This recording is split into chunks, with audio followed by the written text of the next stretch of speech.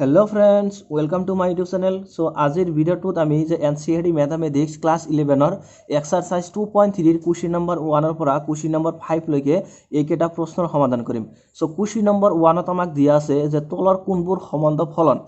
আমাক ক'ব লাগে তলত কেইটামান সম্বন্ধৰ এক্সাম্পল দিয়া আছে। এটা আমাক ক'ব লাগে যে এইকেটা সম্বন্ধৰ ভিতৰত কোন কেইটা সম্বন্ধ ফলন যুক্তি দিয়া আমাক যুক্তিটো দিব লাগিব যে ফলনটো কি হৈছে। তাৰপিছত কৈছে আমাক যে যদি ফলন ইয়াৰ আদি ক্ষেত্ৰ আৰু পৰিসৰটো উলিওৱা যদি ফলন হয় তেন্তে হেতু ফলনৰ আদি ক্ষেত্ৰ আৰু পৰিসৰটো আমাক উলিয়াব লাগিব। এটা চোৱা যে কোশ্চেন নম্বৰ 1 ৰ নাম্বাৰ 1 ত আমাক সম্পৰ্কটো কি দিয়া আছে যে 2,1 5,1 8,1 11,1 14,1 আৰু দিয়া আছে আমাক 17,1। সো এটো হল এটা সম্বন্ধ। ইয়াত আমাক কৈছে তলৰ কোনবোৰ সম্বন্ধ ফলন। সো এটা হল সম্বন্ধ। এটা ক'ব লাগে যে এটো সম্বন্ধ এটা ফলন হয়নে। So 2,1 এটু কি এটু হল এটা অর্ডার পেয়ার এটু হল এটা ক্রমিক যুগল 5,1 এটু কি এটু হল এটা অর্ডার পেয়ার প্রতিটো এতে কি আছে অর্ডার পেয়ার আছে। সো এটা আমি সলভ কেনেকৈ কৰিম সো এটো সলভ আমি এনেকৈ কৰিম যে প্ৰতিটো অৰ্ডাৰ পেয়াৰৰ পৰা আমি প্ৰথমখিনি অংকক লৈ ইয়াত এটা সংগতি বনাম প্ৰথম অংকখিনিক লৈ ইয়াত এটা সংগতি বনাম আৰু দ্বিতীয় অংকখিনিক লৈ ইয়াত আমি এটা সংগতি বনাম। সো প্ৰথমখিনি অংকক লম অনলি। সো 2 5 8 11 14 17 এইকেটা হল কি এইকেটা হল প্রথম অংক। সো প্রথম অংকখিনিক লৈ ইয়াত আমি এটা সংগতি বনাম যে 2 5 8 11 14 and 17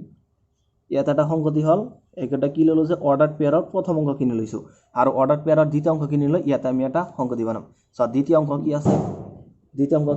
1 1 1 1 আছে 1 আছে 1 আছে মানে কি 1 2 সব বারবার রিপিট হইছে 1 2 রিপিট হইছে কিন্তু সংগতিৰ মূল এটা লিখোতে আমি সদায় সংগতিৰ মূলবোৰ এবাৰ লিখো মাত্ৰ। সো 1 2 আমি ইয়াতে এবাৰ লিখিম। ধৰা এইটো সংগতিৰ নাম a আৰু এইটো সংগতিৰ নাম ধৰা হল b। এটা সব 2 কাৰ লগত ৰিলেট হৈছে মানে 2,1 তাৰ মানে 2 1 ৰ লগত ৰিলেট হৈ আছে গতে 2 1। তাৰ পিছত 5 2 কাৰ লগত ৰিলেট হৈছে 1 ৰ লগত 5,1 মানে 5 2 1 ৰ লগত ৰিলেট হৈছে। তেনেকৈ চোৱা 8 to 1 ৰ লগত ৰিলেট হৈছে 11 to 1 ৰ লগত ৰিলেট হৈছে 14 to 1 ৰ লগত ৰিলেট হৈছে আৰু 17 to 1 ৰ লগত ৰিলেট হৈছে। সো এইটো হল এৰৰ ডায়াগ্ৰাম অৰ্থাৎ এইটো হল কাৰ চিত্ৰ এইটো হল কাৰ চিত্ৰ।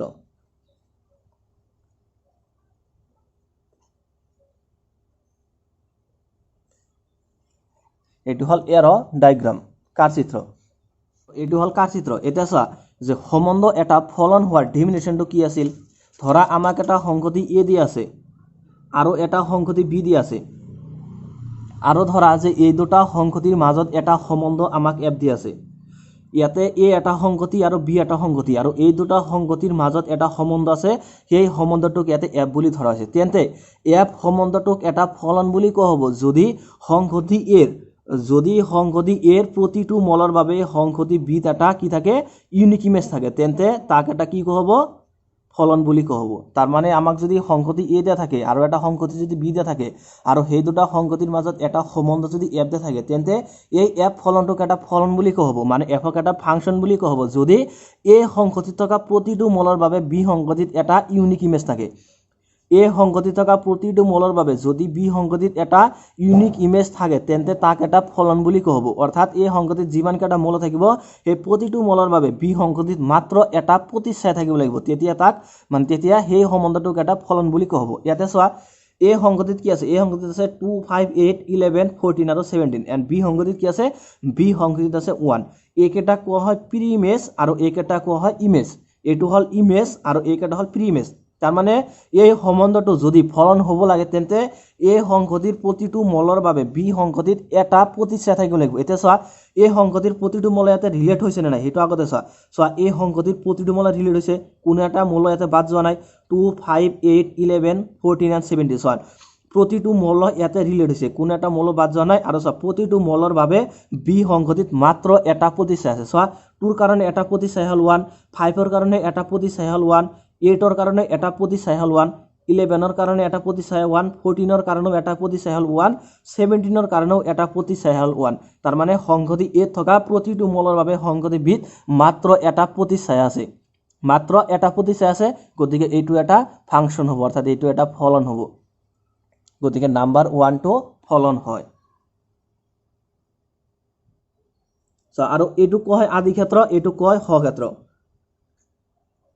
এই সংহতি ক'ব আদি ক্ষেত্ৰ আৰু সংহতি বি কোৱা হয় স ক্ষেত্ৰ। সো কাৰণটো আমি ইয়াতে কি সো আমাক ইয়াতে কৈছে তলৰ কোনবোৰ সম্বন্ধ ফলন। সো নাম্বাৰ 1 টো ফলন হল। এটা যুক্তিটো দিব লাগিব যে কিয় ফলন হয়। সো যুক্তিটো আমি এনেকৈ লিখিম যে যিহেতু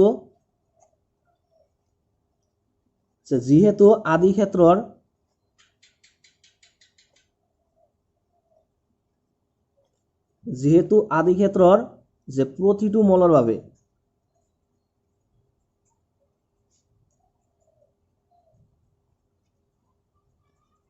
সহক্ষেত্ৰত মাত্ৰ এটা প্ৰতিচ্ছায়া আছে।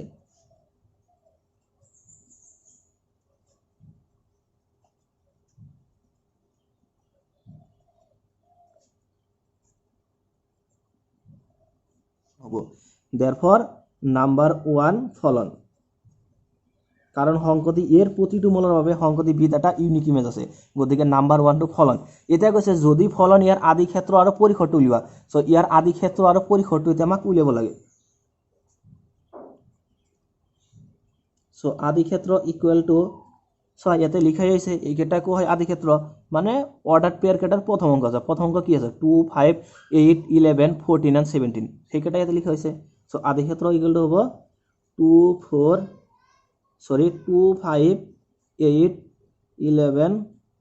14 and 17 এইকেইটা হ'ব আদি ক্ষেত্ৰ। এটা পৰিসৰটো লিখিব লাগে, ৰেঞ্জটো লিখিব লাগে। সো পৰিসৰ ইকুৱেল টু কি হ'ব, পৰিসৰ মানে হল যে অৰ্ডাৰ পেয়াৰ যিকেইটা দিয়া থাকিব সেই অৰ্ডাৰ পেয়াৰৰ দ্বিতীয় অংকখিনিক লৈ যিটো সংগতি গঠন কৰা হ'ব সেইটো হ'ল পৰিসৰ। এতিয়া চা প্ৰতিটো অৰ্ডাৰ পেয়াৰৰ দ্বিতীয় অংক কি আছে 1, ইয়াতে 1 আছে, প্ৰতিটোতে 1 আছে, 1টো ৰিপিট হৈ আছে, 1টো মাত্ৰ আমি এবাৰ লিখিম। সো 1, গতিকে নাম্বাৰ 1 টো এটা ফলন হয় আৰু এইটো ফলনৰ আদি ক্ষেত্ৰ হ'ব 2 5 8 11 14 and 17 আৰু পৰিসৰটো হ'ব অনলি 1, গতিকে এইটো হ'ল পৰিসৰ। এতিয়া চোৱা নাম্বাৰ 2 আমাক ক'ব লাগে যে এইটো সম্বন্ধ এটা ফলন হয়নে। সো আমি প্ৰথমতে কি কৰিম, প্ৰথমতে প্ৰতিটো অৰ্ডাৰ পেয়াৰৰ পৰা প্ৰথম অংকখিনিক লৈ এটা সংগতি বনাম 2 4 6 8 10 12 and 14। সো এইকেইটা মূলক লৈ ইয়াতে আমি এটা সংগতি বনাম। সো অৰ্ডাৰ পেয়াৰৰ প্ৰথম মূলক এটা কি আছে চোৱা 2 4 6 8 10 12 and 14। সো এইকেইটা দি আছে। সো এইকেইটা কি, এইকেইটা হল অৰ্ডাৰ পেয়াৰৰ প্ৰথম অংকখিনিক লৈ গঠন কৰা এটা সংগতি। ধৰা এইটো সংগতিৰ নাম এ দিয়া হল। আৰু চোৱা আৰু কি কৰিম আমি এতিয়া যে অৰ্ডাৰ পেয়াৰৰ দ্বিতীয় মূলক এটাক লৈ আৰু এটা সংগতি বনাম। চোৱা দ্বিতীয় মূলক এটা কি আছে যে 1 2 3 4 5 6 7। সো সেইকেইটা মূলক লৈ ইয়াতে আমি এটা সংগতি বনাম 1 2 3 4 5 6 and 7 আৰু এইটো সংগতিৰ নাম বি দিয়া হল। এতিয়া চোৱা 2 1 তাৰ মানে 2 1 ৰ লগত ৰিলেট হৈ আছে। সো 2 1 ৰ লগত ৰিলেট হল। তাৰপিছত 4 2 ৰ লগত ৰিলেট হৈছে, 4 2 4 2 ৰ লগত ৰিলেট হৈছে, 6 2 3 ৰ লগত ৰিলেট হৈছে, 8 2 4 ৰ লগত ৰিলেট হৈছে, 10 5 ৰ লগত ৰিলেট হৈছে, 12 6 ৰ লগত ৰিলেট হৈছে আৰু 14 2 7 ৰ লগত ৰিলেট হৈছে। এইটো হল এৰৰ ডায়াগ্ৰাম অৰ্থাৎ কাৰ চিত্ৰ। এইটো সম্বন্ধৰ কাৰণে এইটো হল এটা এৰৰ ডায়াগ্ৰাম, এইটো হল কাৰ চিত্ৰ। এতিয়া আমাক ক'ব লাগে এইটো সম্বন্ধ এটা ফলন হয়নে। চোৱা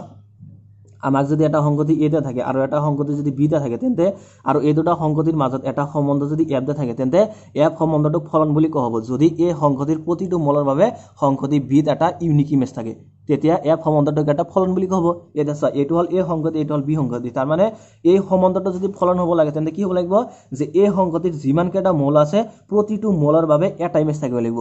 বি সংগতিত এটা ইমেজ থাকিব লাগিব,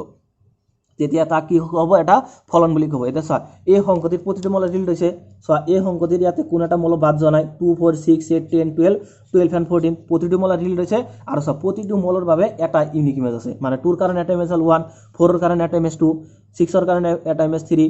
8 ৰ কাৰণে এটা ইমেজ 4, 10 ৰ কাৰণে এটা ইমেজ 5, 12 ৰ কাৰণে এটা ইমেজ 6 আৰু 14 ৰ কাৰণে এটা ইমেজ হল 7। মানে কি চোৱা প্ৰতিটো এলিমেন্টৰ কাৰণে এটা ইমেজ আছে, কত বি সংগতিত আছে, গতিকে এইটো এটা ফলন হ'ব।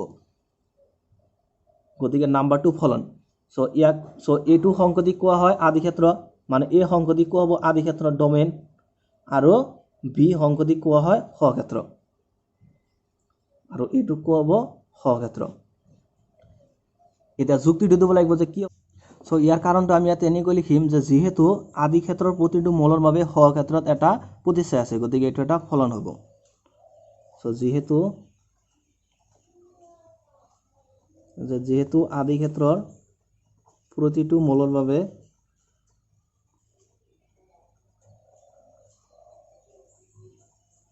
হ ক্ষেত্ৰত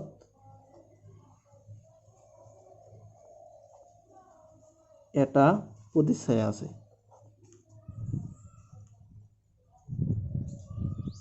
তাৰ মানে যে আদি ক্ষেত্ৰৰ প্ৰতিটো মলৰ বাবে হ ক্ষেত্ৰত মাত্ৰ এটা প্ৰতিচ্ছায়া আছে গতিকে নাম্বাৰ 2 এটা ফলন হ'ব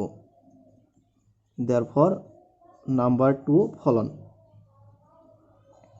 এইকেইটা কোৱা হয় প্ৰি ইমেজ আৰু এইকেইটা কোৱা হয় ইমেজ তাৰ মানে আদি ক্ষেত্ৰৰ প্ৰতিটো প্ৰি ইমেজৰ বাবে হ ক্ষেত্ৰত মাত্ৰ এটা ইমেজ আছে গতিকে এইটো এটা ফলন হ'ব এতিয়া আমাক এইটো ফলনৰ আদি ক্ষেত্ৰ আৰু পৰিসৰটো লিখিব লাগিব সো আদি ক্ষেত্ৰ ইকুৱেল টু হ'ব সো আদি ক্ষেত্ৰ ইকুৱেল টু সো এইকেইটা কোৱা হয় আদি ক্ষেত্ৰ আৰু এইকেইটা কোৱা হয় হ ক্ষেত্ৰ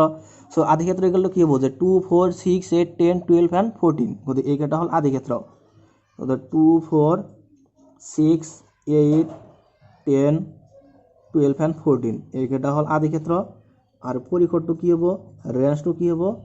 যে ৰেঞ্জ ইকুৱেল টু হ'ব তাৰ মানে অৰ্ডাৰ পেয়াৰৰ দ্বিতীয় অংগবিলাকক লৈ যিটো সংহতি গঠন কৰাব সেইটো হ'ল পৰিসৰ গতিকে অৰ্ডাৰ পেয়াৰৰ দ্বিতীয় অংগখিনি কি আছে 1 2 3 4 5 6 and 7 গতিকে এইটোই হ'ব পৰিসৰ 1 2 3 4 5 6 and 7 এইটোই হ'ল পৰিসৰ গতিকে নাম্বাৰ 2 এটা ফলন হয় আৰু এই ফলনটোৰ আদি ক্ষেত্ৰ হ'ল 2 4 6 8 10 12 and 14 আৰু পৰিসৰটো হ'ল 1 2 3 4 5 6 and 7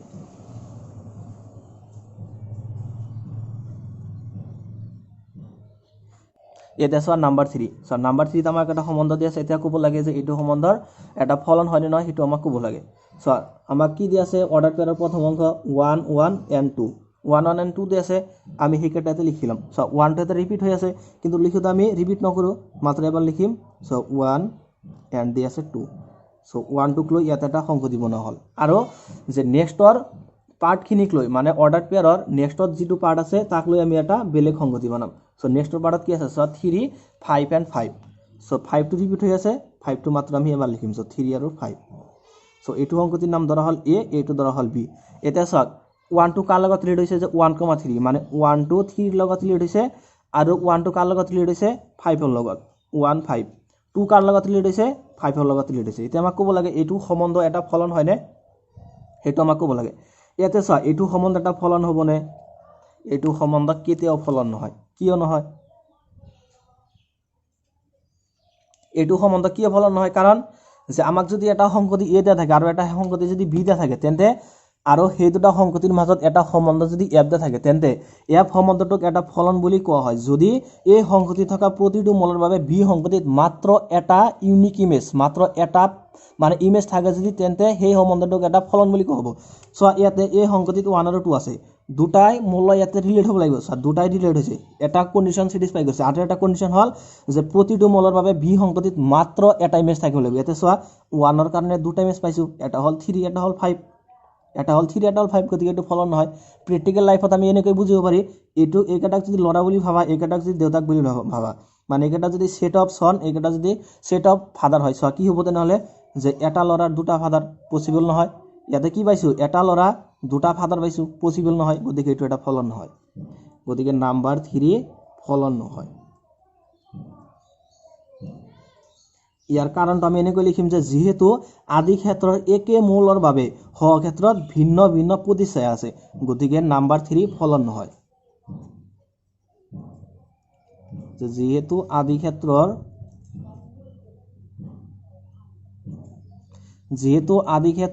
যে একে মূলৰ বাবে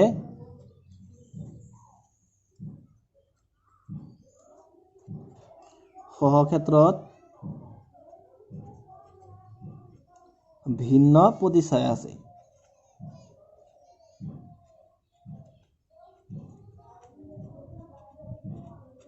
therefore নাম্বাৰ 3 ফলন নহয় এইটো ফলন কিয় হোৱা নাই কাৰণ সংহতি এত যিমান কেইটা মৌল আছে সেইকেইটা মৌলৰ কাৰণে সংহতি বিত আমি এটা ইমেজ পোৱা নাই সংহতি বিত আমি কি পাইছো এটা মৌলৰ সংহতি এত এটা মৌলৰ কাৰণে আমি সংহতি বিত দুটা ইমেজ পাইছো গতিকে এইটো এটা ফলন নহয় গতিকে নাম্বাৰ 3 টো ফলন নহব গতিকে ফলন নহয় গতিকে ইয়াতে কৈছে যে যদি ফলন হয় তেন্তে ইয়াৰ আদি ক্ষেত্ৰৰ পৰিসৰটো উলিওৱা গতিকে এইটো ফলন নহয় গতিকে এইটো আদি ক্ষেত্ৰৰ পৰিসৰটো আমাক উলিয়াব নালাগে এটা সা question number 2 so question number 2 ত আমাক কি দিছে যে তলৰ বাস্তৱ ফলন দুটা আদি ক্ষেত্ৰ আৰু পৰিসৰ উলিওৱা আমাক ইয়াতে দুটা বাস্তৱ ফলন দি আছে এই দুটা ফলনৰ আদি ক্ষেত্ৰ আৰু পৰিসৰটো আমাক উলিয়াব লাগে দুটা ফাংচন দি আছে এই দুটা ফাংচনৰ আদি ক্ষেত্ৰ আৰু পৰিসৰটো আমাক উলিয়াব লাগে সো আদি ক্ষেত্ৰটো হল x ৰ মান আৰু পৰিসৰটো হল y ৰ মান সো নাম্বার 1 ত আমাক দিয়া আছে যে fx - mod of x এইখিনি আমাক দিয়া আছে যে এইটো ফলনৰ আদি ক্ষেত্ৰ আৰু পৰিসৰটো আমাক উলিয়াব লাগে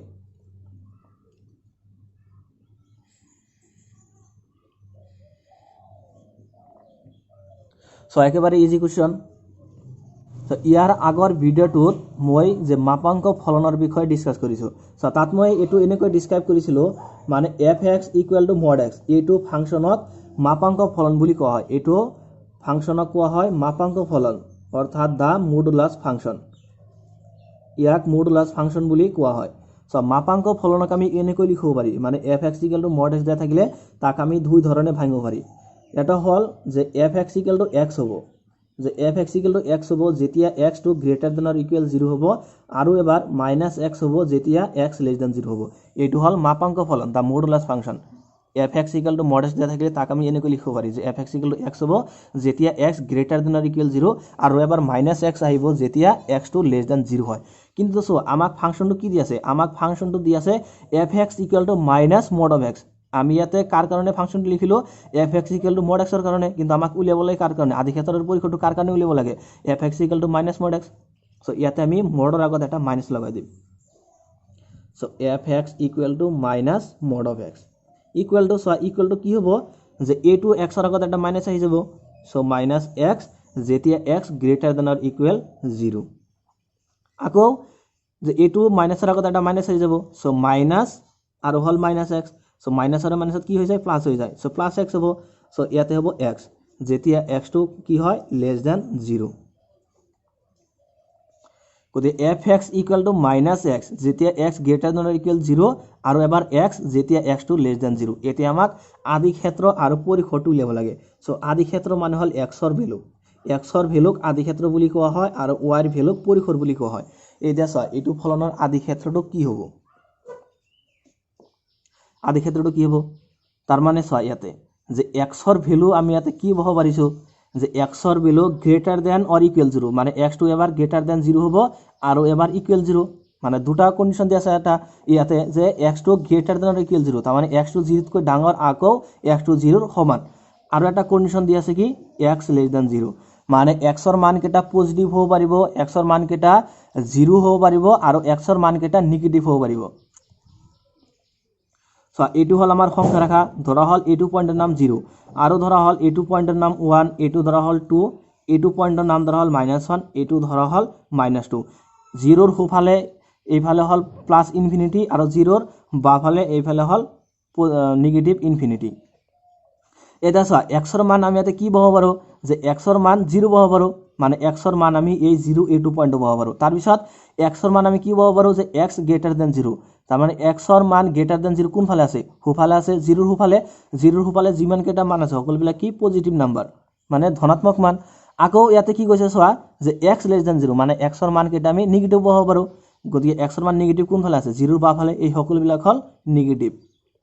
তাৰ মানে কি আহি আছে সো x ৰ মান আমি কি বহাব পাৰো 0 বহাব পাৰো পজিটিভ কেটা বহাব পাৰো নেগেটিভ কেটা বহাব পাৰো এইটো কি এইটো হল এটা সংখ্যা ৰেখাটো কিহৰ দ্বাৰা গঠিত হয় সংখ্যা ৰেখাটা বাস্তৱ সংখ্যাৰ দ্বাৰা গঠিত হয় মানে ৰিয়েল লাইন এটা ৰিয়েল নাম্বাৰছৰ দ্বাৰা গঠিত হয় গতিকে ইয়াতে চোৱা যে x ৰ মান আমি 0 বহাব পাৰো মানে প্লাস কেটা বহাব পাৰো নেগেটিভ কেটা বহাব পাৰো গতিকে হোল ৰিয়েল লাইনটো আহি আছে হোল ৰিয়েল লাইনটো কিহৰ দ্বাৰা গঠিত হয় ৰিয়েল নাম্বাৰৰ দ্বাৰা গঠিত হয় মানে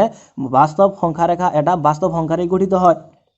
গতিকে আদি ক্ষেত্ৰটো কি হ'ব আদি ক্ষেত্ৰ হল x ৰ মান কেটা কি আহি আছে বাস্তৱ সংখ্যা আহি আছে গতিকে আদি ক্ষেত্ৰটো কি হ'ব বাস্তৱ সংখ্যা ৰিয়েল নাম্বাৰ গতিকে আদি ক্ষেত্ৰ হ'ব বাস্তৱ সংখ্যাক আমি r ৰে বুজাও ৰিয়েল নাম্বাৰ গতিকে আদি ক্ষেত্ৰ ইকুৱেল টু r মানে এক্সৰ আমি যিটো মান বহাব পাৰিম সেইটো হ'ল আদি ক্ষেত্ৰ সো এক্সৰ মান আমি ইয়াতে 0 বহাব পাৰিছো পজিটিভ কেটা বহাব পাৰিছো নেগেটিভ কেটা বহাব পাৰিছো মানে হোল ৰিয়েল লাইনটো আমি ইয়াতে বহাব পাৰো গতিকে আদি ক্ষেত্ৰ হ'ব r এতিয়া আমাক পৰিসৰটো উলিয়াব লাগে যে ৰেঞ্জটো কি হ'ব ৰেঞ্জটো হ'ল মানে y ৰ ভ্যালুক পৰিসৰ বুলি কোৱা হয় সো ৰেঞ্জটো কি হ'ব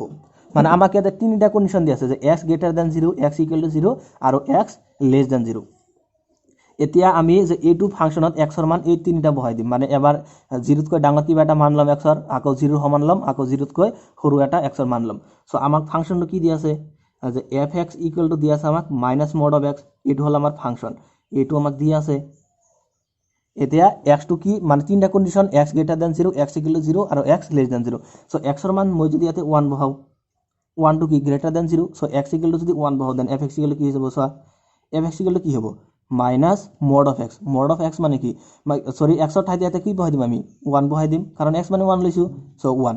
সো minus mod of 1 মানে কি mod of 1 মানে 1 তাৰ আগত এটা মাইনাস আছে তাৰমানে x ৰ মান যেতিয়া মই 0 তকৈ ডাঙৰ লৈছো তেতিয়া fx টো কি পাইছো নেগেটিভ পাইছো fx equal to -1 আকৌ x ৰ মান এতিয়া -1 লম x ৰ মানটো লোৱা হল -1 গতি fx equal to কি হ'ব fx equal to কি হ'ব minus mod of x so minus কি হ'ব x ৰ মান ইয়াতে কি লৈছো -1 গতি x ৰ মান ইয়াতে -1 বহাই দিয়া so minus so mod of -1 মানে কি mod of -1 মানে হ'ল +1 কাৰণ mod of মানে মডৰ বাহিৰত যেতিয়া -1 টো ওলাই আহিব তেতিয়া -টো চেঞ্জ হৈ প্লাস হৈ যাব কাৰণ মডে সদায় নেগেটিভ ভ্যালু এটা প্লাস লৈ ট্ৰান্সফাৰ কৰি দিয়ে গতি fx equal to কি পালো আমি -1 তাৰ মানে যেতিয়া মই x ৰ মান less than 0 ধৰিলো তেতিয়া fx ৰ মানটো কি পালো আমি নেগেটিভ পালো আকৌ x ৰ মানটো যদি 0 হয় দেন fx equal to কি হ'ব সো fx equal to কি হ'ব minus mod of x এটা x ৰ মান ইয়াতে 0 বহাই দিয়া সো মাইনাস mod of 0 মানে কি 0 সো -0 আৰু +0 কি একই কথা 0 তো 0 0 ৰ আগত প্লাস থাকক মাইনাস থাকক কোনো কথা নাই 0 0 গতিকে ইয়াতে মই তিনটা কন্ডিশন পালো যেতিয়া x equal to 1 তাৰ মানে যেতিয়া x টো greater than 0 হয় তেতিয়া fx টো কি হয় -1 যেতিয়া x টো less than 0 হয় তেতিয়া fx টো নেগেটিভ হৈ যায় আকৌ যেতিয়া x equal to 0 হয় তেতিয়া fx টো কি হৈ যায় 0 হৈ যায় সো fx মানে কি fx মানে হল y fx টোক আমি y বুলি লিখিব পাৰি সো fx মানে হল y তো এইখিনি হল আমাৰ রাফ ওয়ার্ক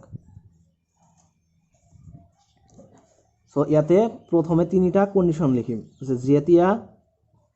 যেতিয়া x greater than 0 মানে x equal to 1 লৈছো তাৰ মানে 1 টো কি greater than 0 তেতিয়া y equal to আমি কি পাইছো তানে fx ক আমি y বুলি লিখিব পাৰি y equal to কি পাইছো আমি সোয়া fx equal to কি পাইছো -1 মানে ঋণাত্মক মান পাইছো নেগেটিভ ভ্যালু পাইছো গতিকে y equal to ঋণাত্মক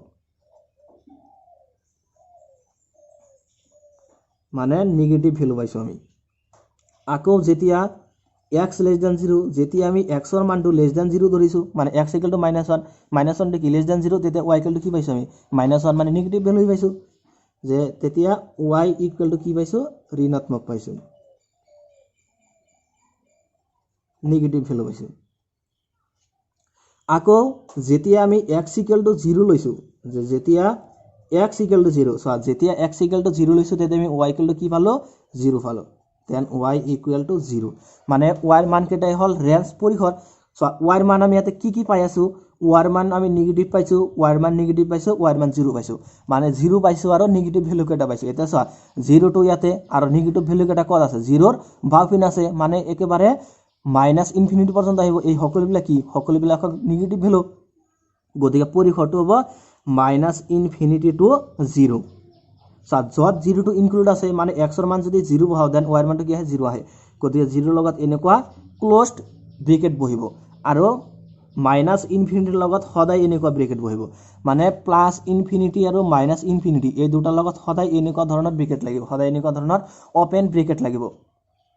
এইটো ব্ৰেকেট কি দিয়া হল ইয়াতে কাৰণ 0 টো ইনক্লুড হৈ আছে সেই কাৰণে ইয়াতে ক্লোজড ইন্টাৰভেল দিয়া হৈছে মানে ক্লোজ ব্ৰেকেট দিয়া হৈছে আৰু ইয়াতে -ইনফিনিটি টো ইনক্লুড নাই -ইনফিনিটি টো বাদ দি তাৰ মানে -ইনফিনিটি আৰু 0 যত 0 টো আহিব আৰু -ইনফিনিটিৰ মাজত যিমান সংখ্যা আছে সেই সকলবিলাক আহিব এই পৰিসৰত ৰেঞ্জত আহিব গতিকে ৰেঞ্জটো হ'ব -ইনফিনিটি, 0 সো এইটো হল ইন্টাৰভেল সো ইন্টাৰভেলৰ বিষয়ে মই চেপ্টাৰ 1 ত সেটত অতি ভালদৰে বুজাই দিছো তোমালোকে হেতু ভিডিও গৈ চাই লব পাৰা যে ইন্টাৰভেল মানে কি ইন্টাৰভেল কাক বোলে সো এইটো কোৱা হয় এটা ইন্টাৰভেল অন্তৰাল সো পৰিখৰটো হ'ব মানে পৰিখৰটো কি হ'ব মানে ওয়ার মানে আমি কি পাই আছো নেগেটিভ 0 সো নেগেটিভ ভ্যালু বিলাক কত আছে 0 ৰ বাও পিনে যিমান কেটা ভ্যালু আছে সকল বিলাক হল নেগেটিভ ভ্যালু গতিকে যত 0 টো ইনক্লুড আছে 0 টো আহে ওয়ার মান গতিকে 0 টো আহিব আৰু কি হ'ব এই মাইনাস ইনফিনিটি 0 মানে মাইনাস ইনফিনিটি, 0 ইয়াৰ মাজত যিমান কেটা সংখ্যা আছে সকল বিলাক সংখ্যা আহিব লগতে 0 আহিব এইটো হল পৰিখৰ গতিকে নাম্বার 1 এর আদি ক্ষেত্রটো হল আর রিয়েল নাম্বার আর পরিখরটো হল মাইনাস ইনফিনিটি, 0 যত মাইনাস ইনফিনিটি হল ওপেন আর 0 টো হল ক্লোজড।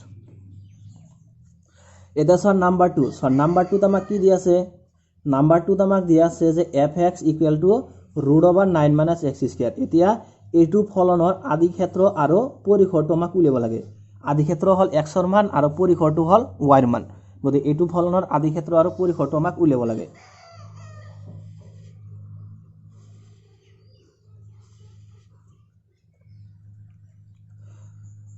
তাৰ মানে ৰুটৰ ভিতৰত যেটো ভ্যালু থাকে হেতু ভ্যালু 0 হ'ব নাইবা পজিটিভ হ'ব। রুটর ভিতৰত যিকোনো এটা ভ্যালু নাথাকক কিয় সেই ভ্যালুটো সদায় পজিটিভ হ'ব নাইবা 0 হ'ব। দুটা কন্ডিশন রুটর ভিতৰত যেটো ভ্যালু থাকিব হেতু প্লাস হ'ব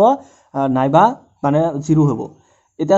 মানে রুটর ভিতৰত নেগেটিভ ভ্যালু কেটাও আহিব যেতিয়া আমি কমপ্লেক্স নাম্বাৰৰ বিষয়ে পঢ়িম যেতিয়া জটিল সংখ্যা আহিব তেতিয়া তাত নেগেটিভ আহিব কিন্তু ইউজুয়ালি মানে রুটর ভিতৰত যিকোনো এটা সংখ্যা নাথাকক কিয় হেতুৰ ভ্যালু সদায় 0 হ'ব নাইবা পজিটিভ হ'ব। ৰুটৰ ভিতৰত যেটো সংখ্যা থাকিব হেতু সদায় পজিটিভ ভ্যালু হ'ব নাইবা 0 হ'ব। ইয়াতে রুটর ভিতৰত কি আছে ৰুটৰ ভিতৰত আছে 9 - x² তার মানে 9 - x² এর ভ্যালুটো 0 হ'ব নাইবা পজিটিভ হ'ব। দুটা কন্ডিশন কারণ রুটর ভিতৰত যেটো ভ্যালু থাকিব সেই ভ্যালুটো 0 ৰ সমান হ'ব পাৰে নাইবা পজিটিভ হ'ব পাৰে গতিকে ৰুটৰ ভিতৰত ইয়াতে আছে 9 - x² গতিকে 9 - x² এর ভ্যালুটো 0 হ'ব নাইবা পজিটিভ হ'ব। দুটা কন্ডিশন সো আমি লিখিম ইয়াতে যে 9 - x²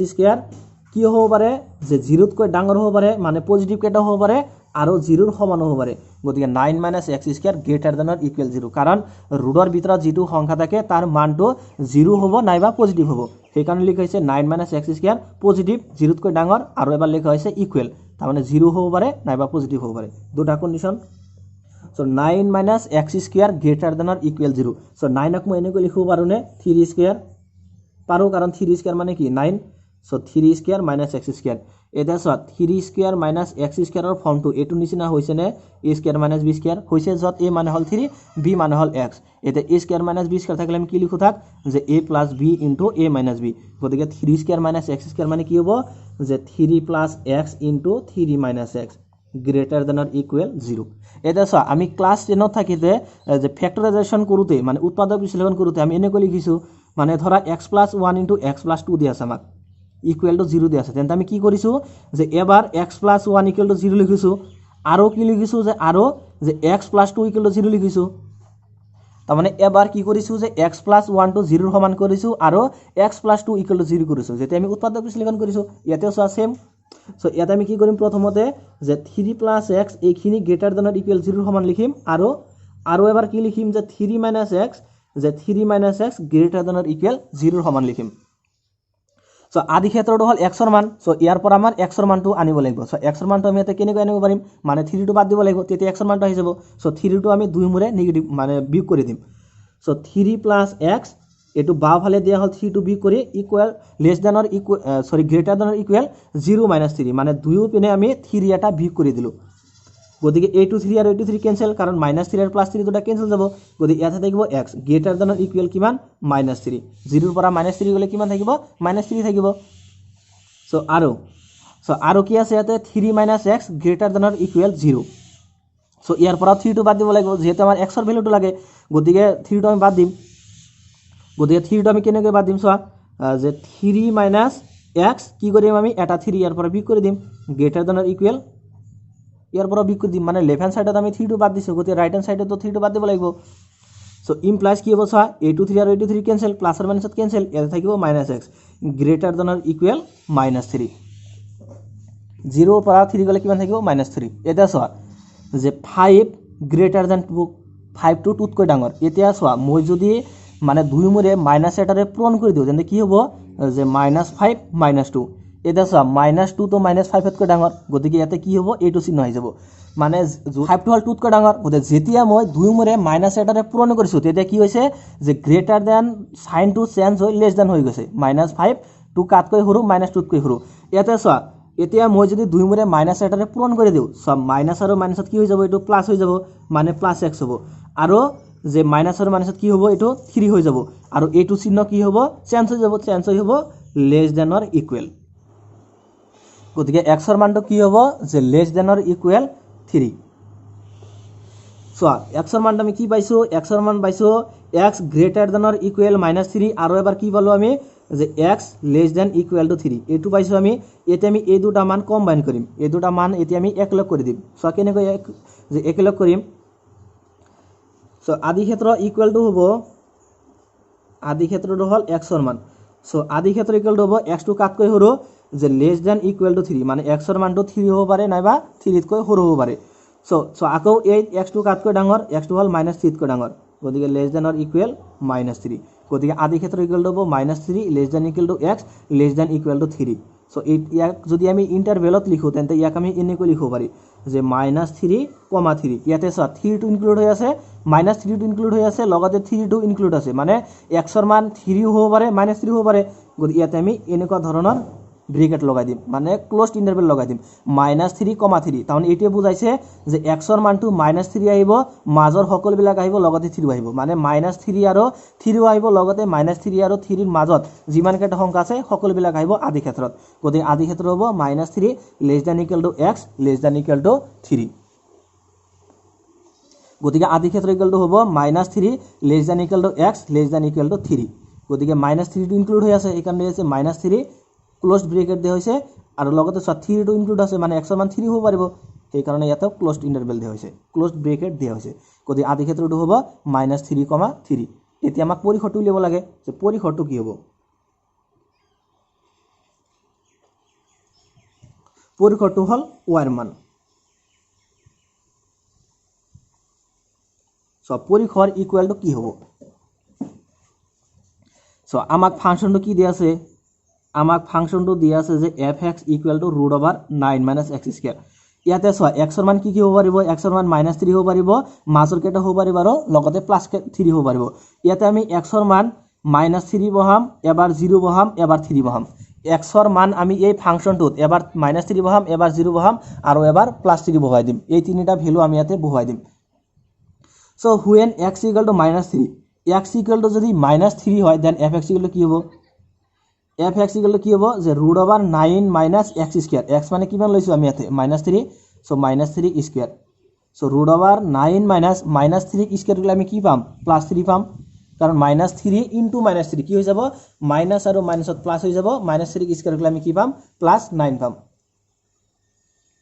সরি +9 সো 9 ৰ পৰা 9 গলে কিমান থাকিব 0 সো √0 মানে কি 0 তাৰ মানে যেতিয়া x ৰ মানটো -3 তেতিয়া fx ৰ মানটো কি পাইছো 0 পাইছো আকৌ আমি x ৰ মানটো 3 বহাই দিম সো x ৰ মান যদি 3 হয় দেন fx ইকুৱেল টু কি হ'ব √9 - x²। x মানে কি 3 সো 3 কি স্কয়ার কৰি দিয়া সো 9 - 3² গলে কিমান 9 সো 9 - 9 গলে কিমান পাম 0 সো √0 মানে কি 0 যেতিয়া x ইকুৱেল টু 3 আহে তেতিয়া fx ৰ মানটো কি আহে 0 আহে এতিয়া আকৌ আমি x ৰ মানটো 0 বহাই দিম সো x ৰ মানটো যদি 0 হয় দেন fx ইকুৱেল টু কি হৈ যাব √9 - x²। x মানে কি 0 সো 0 কি স্কয়ার গলে কিমান পাম 0 পাম সো 9 - 0 9 ৰ পৰা 0 গলে কিমান থাকিব 9 থাকিব সো √9 মানে কি 3 9 ৰ বৰ্গমূলটো কি 3 সো যেতিয়া x ৰ মান -3 ধৰিছো তেতিয়া y ৰ মানটো কি পাইছো 0 fx ক আমি y বুলি লিখিব পাৰি সো y ৰ মানটো পাইছো 0 যেতিয়া মানে x ৰ মানটো 3 ধৰিছো তেতিয়া y ৰ মানটো কি পাইছো 0 পাইছো যেতিয়া x ৰ মানটো 0 ধৰিছো তেতিয়া fx ৰ মানটো কি পাইছো 3 পাইছো তাৰ মানে y ৰ মান আমি কি পাইছো y ৰ মান 0 পাইছো আৰু 3 পাইছো গতিকে পৰিসৰটো হ'ব 0 to 3 সো এইটো হল ৰিয়েল লাইনৰ এইটো হল 0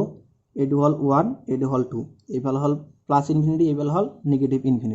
এটা সা y ৰ মান যদি এটা সোয়া যে x ৰ মান যদি -3 হয় দেন y ৰ মানটো কি হয় 0 x ৰ মান যদি 3 হয় দেন y ৰ মানটো কি হৈ যায় 0 হৈ যায় x ৰ মান যদি 0 হয় দেন y ৰ মানটো কি হয় 3 হয় তাৰ মানে সব পৰিসৰটো কৰ পৰা কলে গৈছে তাৰ মানে 0 আৰু 3 তাৰ মানে ওয়াইৰ যেটো ভ্যালু আহিব সেই ভ্যালুটো সদায় 0 আৰু 3 ৰ মাজতে থাকিব মানে 0 আহিব আৰু 3 আহিব লগতে 0 আৰু 3 ৰ মাজত যিমান কেটা ভ্যালু আছে সেই কেটা ভ্যালু আহিব ওয়াইৰ ভ্যালু ইয়াতে যদি তুমি ওয়াইৰ ভ্যালু ইয়াতে যদি তুমি x ৰ ভ্যালু -2 0 আৰু 2 বহাই দিয়া তেন্তে যেটো ভ্যালু আহিব সেই কেটা মানে ওয়াইৰ যি কেটা ভ্যালু আহিব সেই কেটা ভ্যালু 0 আৰু 3 ৰ মাজতে থাকিব 0 আৰু 3 ৰ মাজতে থাকিব তুমি ইয়াতে x ৰ মান যিয়ে নোলোৱা কিয় মানে -3 আৰু +3 ইয়াৰ ভিতৰত তুমি যিয়ে নোলোৱা কিয় ওয়াইৰ যেটো ভ্যালু আহিব সেই ভ্যালুটো সদায় 0 আৰু 3 ৰ মাজতে থাকিব গতে পৰিসৰটো হ'ব 0,3 ইয়াতে কি দিয়া হৈছে ক্লোজ ইন্টাৰভেল কিয় দিয়া হৈছে কাৰণ ওয়াইৰ মান 0 আহে ওয়াইৰ মান 0 আহে সেই কাৰণে 0 লগত ইনক্লুড কৰি দিয়া হৈছে টু ক্লোজ দিয়া হৈছে আৰু 3 টো দিয়া হৈছে 3 টো কি দিয়া হৈছে কাৰণ ওয়াইৰ মান 3 আহে সেই কাৰণে 3 লগত এনেকুৱা ক্লোজ ইন্টাৰভেল দিয়া হৈছে গতে পৰিসৰটো হ'ব 0,3 মানে 0 আহিব 3 আহিব আৰু 0 আৰু 3 ৰ মাজত যিমান সংখ্যা আছে ইয়াতে যিমান সংখ্যা আছে সেই সকলোবিলাক পৰিসৰত আহিব গতে পৰিসৰটো হ'ব 0,3 আৰু আদি ক্ষেত্ৰটো হ'ব ক্লোজড ইন্টাৰভেল -3,3 আৰু পৰিসৰটো হ'ব ক্লোজড ইন্টাৰভেল 0,3 এতিয়া চোৱা question number 3 so question number 3 ত আমাক কি দিছে যে এটা ফলন f ৰ সংজ্ঞা এনেদৰে দিয়া আছে যে fx = 2x - 5 ইয়াতে আমাক এটা ফাংচন দিয়া আছে আৰু সেই ফাংচনটো আমাক এনেদৰে দিয়া আছে যে fx = 2x - 5 নাম্বাৰ 1 যে f of 0 number 2 f of 7 number 3 f of -3 মান উলিওৱা ইয়াতে আমাক এই কেটাৰ মান উলিয়াব লাগে একেবাৰে ইজি কোৱেশ্চন সো আমাক দিয়া আছে কি যে fx = 2x - 5 এটো হল ফাংচন এই ফাংচনটো আমাক দিয়া আছে এতিয়া আমাক কি উলিয়াব লাগে number 1 to soya f of 0 উলিয়াব লাগে আমি জাস্ট কি কৰিম x ৰ ঠাইত খালি 0 বহাই দিম একোই কৰিব নালাগে x ৰ ঠাইত 0 বহাই দিম সো 2 * x মানে হল 0 সো 2 * 0 - 5 2 * 0 কৰিলে আমি কি পাম 0 পাম 0 লগত যিকোনো এটা সংখ্যা পূৰণ কৰিলে কি হয় এটা 0 হৈ যায় সো 2 * 0 0 মাইনাস কি আছে 5 গতে 0 পৰা 5 গলে কি থাকিব -5 থাকিব দা নাম্বাৰ 2 দিয়া আছে আমাক কি যে f of 7 ৰ মানটো উলিয়াব লাগে সো f of 7 = কি হ'ব x ৰ ঠাইত 7 বহাই দিয়া একো কৰিব নালাগে সো 2 * 7 - 5 2 * 7 কৰিলে আমি কিমান পাম 14 14 - 5 14 ৰ পৰা 5 গলে কিমান থাকিব 9 গতে f of 7 = হ'ব 9 আৰু নাম্বাৰ 3 ত কি দিছে আমাক যে f of -3 মান উলিওৱা সো f of -3 = কি হ'ব x ৰ ঠাইত খালি -3 বহাই দিয়া সো 2 * -3 - 5 সো 2 * -3 গলে কিমান পাম -6 -6 - 5 -6 আৰু -5 এটো ডেট কৰিলে কিমান পাম আমি -11 সো -6 -5 এড কৰি আমি 11 টো কেনে কৰি পালো এই দুটাৰ লগত সো প্ৰথমে এই দুটাৰ পৰা মাইনাস এটা কমন লোৱা সো ইয়াৰ পৰা মাইনাস কমন লৈছে মানে কি এই -6 টো +6 হৈ যাব আৰু এই -5 টো +5 হৈ যাব গতে -5 আৰু 6 প্লাস কৰিলে কিমান পাম 11 সো -11 গতে -6 আৰু -5 টো এড কৰিলে কিমান পাম -11 গতে f of -3 হ'ব -11 আৰু আমাৰ এই কেটাৰ মানে উলিয়াবলৈ দিছিল এটা সৰ নাম্বাৰ 4 সো কোৱেশ্চন নম্বৰ 4 ত আমাক দিছে যে ডিগ্ৰী সেলসিয়াছত থকা তাপমানক ডিগ্ৰী ফাৰেনহাইটত থকা তাপমানৰ লগত টি ফলনে Tc = 9c/5 + 32 সংজ্ঞা দ্বাৰা সংযোগ স্থাপন কৰে number 1 T0 number 2 T28 number 3 T - 10 ৰ মান উলিওৱা এই কেটাৰ মান উলিয়াব লাগে আৰু নাম্বাৰ 4 ত দিছে Tc = 212 হলে c ৰ মান উলিওৱা Tc = যদি 212 হয় তেন্তে c ৰ মানটো আমাক উলিয়াব লাগে সো একেবাৰে ইজি কোৱেশ্চন সো আমাক দিয়া আছে এটা ফাংশনটো কেনেকৈ দিয়া আছে সোয়া যে Tc = 9c/5 প্লাস দিয়া আছে 32 এইখিনি আমাক দিয়া আছে এটা আমাক কি উলিয়াব লাগে T0 নাম্বাৰ 1 ত আমাক উলিয়াব লাগে T0 সো T0 = কি হ'ব সোয়া c ঠাইত খালি 0 বহাই দিয়া একো কৰিব নালাগে সো 9 * c আছে c ঠাইত 0 বহাই দিয়া 9 * 0 / 5 প্লাস 32 সো 9 * 0 করলে আমি কিমান পাম 0 সো 0/5 প্লাস 32 সো 0/5 মানে কি 0 0/5 মানে কি 0 সো 0 প্লাস 32 0 লগত 32 প্লাস করলে কি আহিব 32 আহিব গতিকে T0 = কি হ'ব T0 = হৈ যাব 32 এটা নাম্বাৰ 2 ত আমাক উলিয়াব লাগে T28 একোই কৰিব নালাগে c ঠাইত খালি আমি 28 বহাই দিম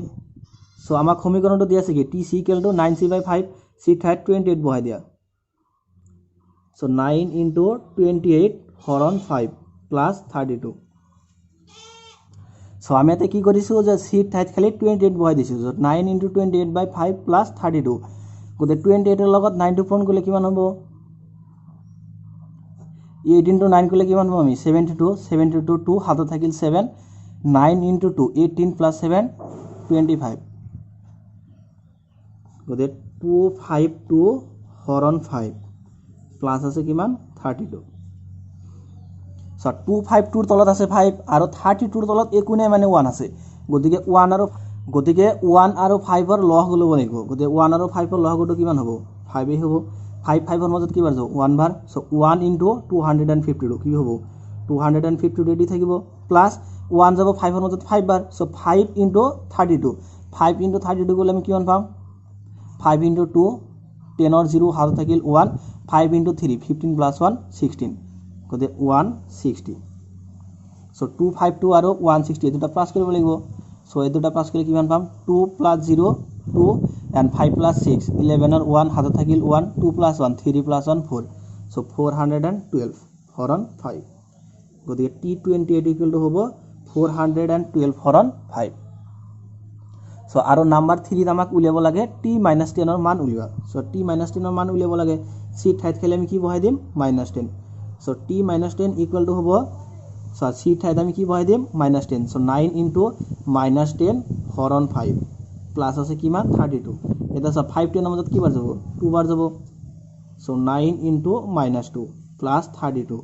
9 ইনটু -2 গ'লে কিমান হ'ব আমি -18 প্লাছ 32 এটা 32 ৰ পৰা 18 গ'লে কিমান থাকিব 12 ৰ পৰা 8 গ'লে 4 এণ্ড 2 ৰ পৰা 1 গ'লে 1 14 গতিকে T-10 ইকুৱেল টু হ'ব 14 এটা সোয়া নাম্বার 4 সোয়া নাম্বার 4 ত আমাক কি দিছে যে TC ইকুয়াল টু 212 হলে সির মান উলিওয়া TC ইকুয়াল টু যদি 212 হয় তেন্তে সির মানটো আমাক উলিয়াব লাগে সো আমাক দিয়া আছে যে TC ইকুয়াল টু 212 এইখিনি আমাক দিয়া আছে এতিয়া এইটো সমীকৰণৰ পৰা আমাক সির মানটো উলিয়াব লাগে সো TC ইকুয়াল টু আমাক কি দিয়া আছে যে TC equal to 9c/5 plus দিয়া আছে 32 গতিকে TC ইকুয়াল টু কিমান দিয়া আছে 212 গতিকে TC ঠাইত আমি ইয়াতে জাস্ট 212 বহাই দিম সো 212 ইকুয়াল টু 9c/5 হৰণ 32 sorry plus 32 so equal to যে 9c/5 প্লাস 32 সো 32 ৰ তলত একো নাই মানে 1 আছে এতিয়া 1 আৰু 5 এই দুটা লহগ ল'ব লাগিব গতিকে 1 আৰু 5 ৰ লহগটো কিমান হ'ব 5 হ'ব 5 টু 5 ৰ মাজত যাব 1 বাৰ গতিকে 1 ইনটু 9c কিমান হ'ব 9c প্লাস এই 32 ৰ তলত এটা 1 আছে গতিকে 1 টু 5 ৰ মাজত যাব 5 বাৰ গতিকে 5 ইনটু 32 গ'লে আমি কিমান পাম 160 গতিকে সো 32 ৰ লগত যদি আমি 5 টো পূৰণ কৰো তেন্তে কিমান পাম 160 সো ইমপ্লাইজ দ্যাট 212 সো এতিয়া এই 5 টো 212 লগত পূৰণ হৈ যাব সো 212 ইনটু 5 ইকুয়াল টু হ'ব 9c প্লাস 160 সো 212 ইনটু 5 এই দুটাতে পূৰণ কৰিব লাগিব সো 212 ইনটু 5 5 ইনটু 2 কৰিলে কিমান পাম 10 10 ৰ 0 হাতত থাকিল 1 5 ইনটু যে 1 5 প্লাস 1 6 5 ইনটু 2 কৰিলে কিমান পাম 10 গতিকে 212 ইনটু 5 কৰিলে কিমান পাম 1060 equal to 9c plus 160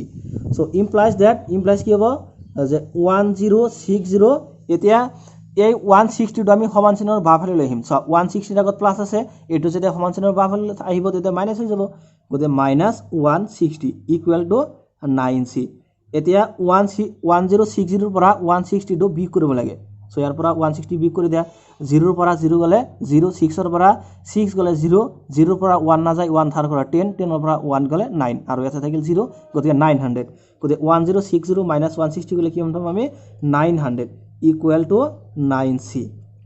implies that 9c equal to 900 ইয়াৰ পৰা c মানটো উলিয়াব লাগে c equal to কি হ'ব 900 হৰণ 9 এটা 9 to 9 ৰ মাজত কি বাৰ যাব 1 বাৰ আৰু আছে দুটা শূন্য মানে c মানটো কি পাম 100 therefore নিৰ্ণয় c মান 100 therefore নিৰ্ণয় c মান 100 এতিয়া চোৱা চিৰ মান উলিওৱাটো আমাৰ শুদ্ধ হৈছে না ভুল হৈছে আমি এইটো নিজে নিজে পৰীক্ষা কৰি চাব পাৰি। কেনেকৈ চাব পাৰি চোৱা যে টি চি ইকুৱেল টু আমাক দিয়া আছে যে 9c/5 + 32 এইখিনি আমাক দিয়া আছে। ইয়াতে আমি চি মানটো কিমান পাইছোঁ 100, ইয়াতে বহাই দিয়া 9 × 100 হৰণ 5 + 32 গতিকে 5 to 100 মাজত কি বাৰ যাব 20 বাৰ যাব গতিকে 9 × 20 + 32 9 × 20 কৰিলে আমি কিমান পাম 180 + 32 এতিয়া 180 আৰু 32 এই দুটা যদি প্লাছ কৰোঁ আমি কিমান পাম 212 টি চি ইকুৱেল টু কিমান পাম 212 আৰু চোৱা আমাক এইটো দিয়া আছিল টি চি ইকুৱেল টু 212 তাৰমানে চিৰ মানটো উলিওৱা শুদ্ধ হৈছে। এনেকৈ আমি নিজেও চাব পাৰি। এটা চোৱা কুৱেশ্যন নম্বৰ 5 চোৱা কুৱেশ্যন নম্বৰ 5ত আমাক কি দিছে যে তলৰ প্ৰতিটো ফলনৰ পৰিসৰ উলিওৱা। তলত আমাক কেইটামান ফাংচন দিয়া আছে এইকেইটা ফাংচনৰ পৰিসৰ অৰ্থাৎ ৰেঞ্জটো উলিয়াব লাগে যে এইকেইটা ফাংচনৰ ৰেঞ্জটো কি হ'ব পৰিসৰটো কি হ'ব। চোৱা নাম্বাৰ 1ত আমাক দিয়া আছে যে fx = 2 - 3x এইটো আমাক দিয়া আছে। সো fx = 2 - 3x দিয়া আছে আৰু দিয়া আছে আমাক যে x belongs to r মানে x হল এটা রিয়েল নাম্বার x হল এটা বাস্তব সংখ্যা আৰু দিয়া আছে x greater than 0 আৰু x ৰ মানটো কি হ'ব 0 তকৈ ডাঙৰ হ'ব। সো আমি এইটো কন্ডিশন লম যে এতিয়া আমাক দিয়া আছে যে x টো 0 তকৈ ডাঙৰ গতিকে x greater than 0 এতিয়া আমি যে এই x ক a2 ফৰ্মত আনিম যে 2 - 3x বনাম এই x ক আমি a2 ফৰ্মত আনিম 2 - 3x সো a2 ফৰ্মত আনিবলৈ হলে x ৰ লগত কি পূৰণ হৈ আছে ইয়াতে 3 পূৰণ হৈ আছে গতিকে এই x ৰ লগত কি পূৰণ কৰিব লাগিব 3 এটা পূৰণ কৰিব লাগিব গতিকে এইটো x ৰ লগত 3 পূৰণ কৰিম মানে কি এই 0 ৰ লগত 3 পূৰণ কৰিব লাগিব তাৰ মানে 3 এটা আমি বাওঁফালে আৰু সোঁফালে দুই মৰে পূৰণ কৰি দিম গতিকে 3 × x 3 এটা পূৰণ কৰি দিয়া হল বাওঁফালে এতে আমি সোঁফালে এটা 3 পূৰণ কৰি দিম সো 3 × 0 3 × x কৰিলে কি হ'ব আমি 3x গ্ৰেটাৰ দেন 3 × 0 3 × 0 কৰিলে কি হ'ব আমি 0 পাম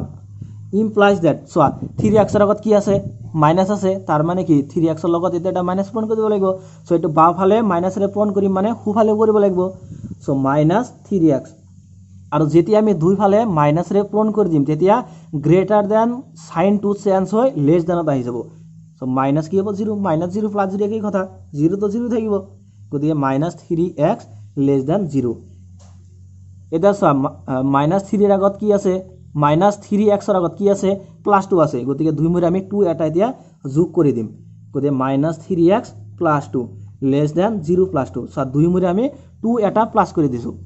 এতিয়া এইখিনিক আমি ঠিক কৰি লিখিম মানে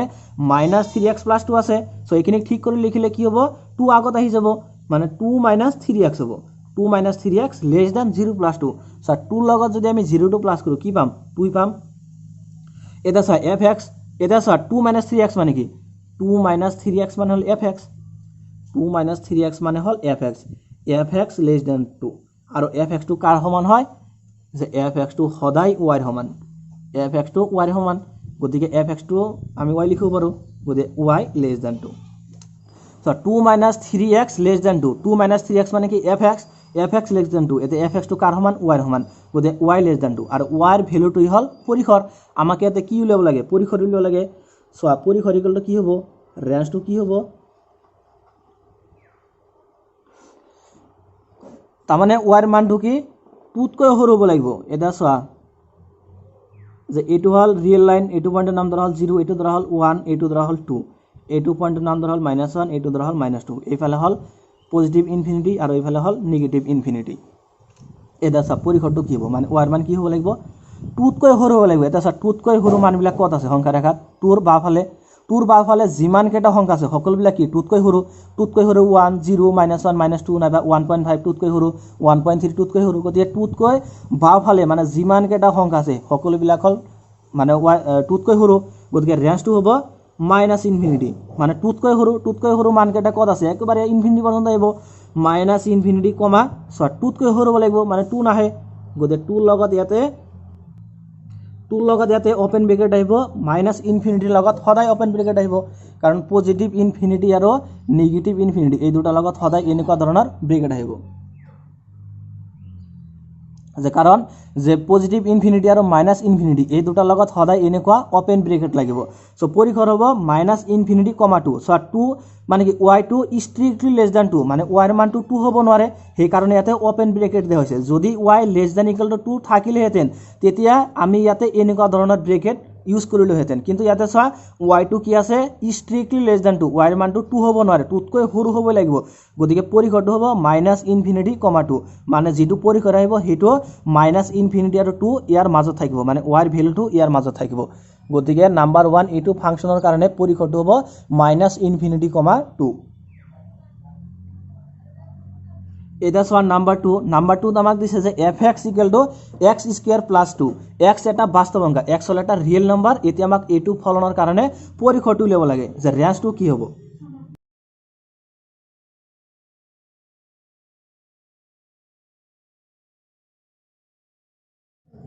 সো আমাক দিয়া আছে যে fx =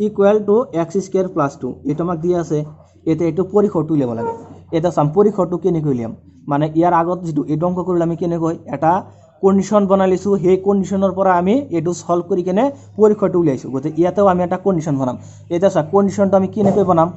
ইয়াতে আমাক কি দি আছে x² দি আছে। এটা চা যিকোনো এটা সংখ্যাৰ স্কয়াৰটো সদায় 0 ৰ সমান নাইবা 0তকৈ ডাঙৰ হ'ব,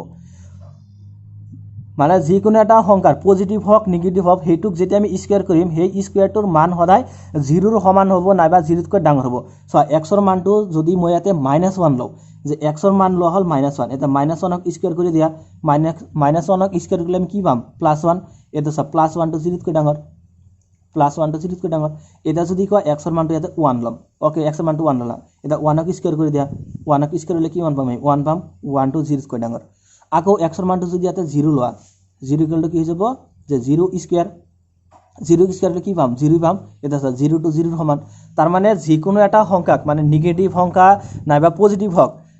যিকোনো এটা সংখ্যা নিগেটিভ হোক নাইবা পজিটিভ হোক যদি আমি হেতুক স্কয়াৰ কৰো তেন্তে সেই স্কয়াৰটো কি হয় 0তকৈ ডাঙৰ হয়, 0তকৈ ডাঙৰ হয়। আৰু যদি x ৰ মান ইয়াতে 0 বহাই দিও তেন্তে সেই 0টো কি হৈ যায় 0 ৰ সমান হৈ যায়। গতিকে ইয়াতে কন্ডিশন মই এনেকৈ লিখিম যে এতিয়া